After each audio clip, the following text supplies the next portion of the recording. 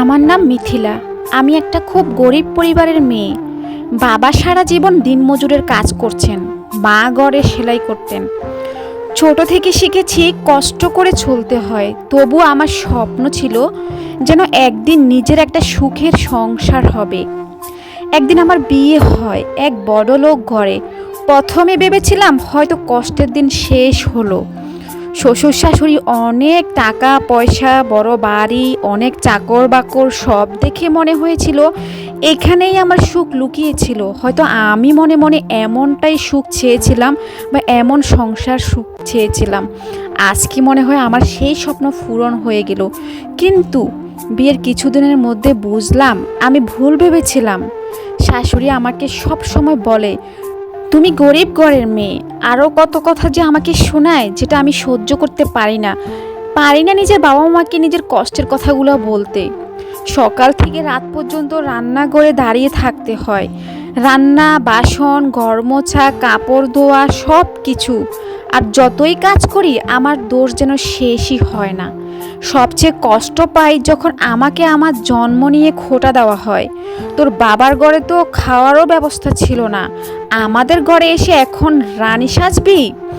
এই কথা শুনে বুকের ভিতরটা ভেঙে যায়।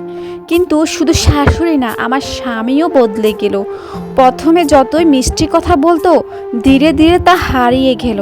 রাগ হলে গায়ে হাত তুলতেও কণ্ঠবোধ করলো না। একদিন রাতে সামান্য কথা কাটাকাটির জন্য আমাকে মারতে মারতে মাটিতে ফেলে দিল। আমি কাঁদতে কাঁদতে ভাবছিলাম, এ কি আমার স্বপ্নের সংসার? এ কি আমার প্রাপ্য? আমি গরিব হতে পারি, কিন্তু আমি তো এসবের প্রাপ্য কখনোই ছিলাম না। আমি বাবার বাড়িতে কিন্তু অনেক আদরেই আমার বাবা মা মানুষ করেছে, আমাকে কখনো কষ্ট বুঝতে দেয়নি। এক রাতে আমি ঠিক করলাম, আর না, নিজের সম্মান, নিজের জীবন সব কিছু চেয়ে মূল্যবান। আমি পালিয়ে গেলাম। ফিরে এলাম আমার বাবার সেই ছোট্ট ঘরে, খালি হাতে, চোখে পানি, কিন্তু বুকের ভিতর একটাই শক্তি, আমি আর কাউকে আমার উপর এভাবে অত্যাচার করতে দিব না। এখন আমি নিজের মতো বাঁচি, কষ্টে আছি কিন্তু শান্তিতে আছি। শিখেছি গরিব ঘরে জন্ম নিয়ে লজ্জা নেই, লজ্জা হলো অন্যায় সহ্য করা। আমার বাবা মাও আমাকে অনেক ভরসা দিতে লাগলো, আমাকে অনেক বুঝাতে লাগলো, আমরা তোর পাশে আছি মা, তুই চিন্তা করিস না। আমিও একাকার সমান সান্ত্বনা পেয়ে আমি অনেক নিজেকে হ্যাপি মনে করছি।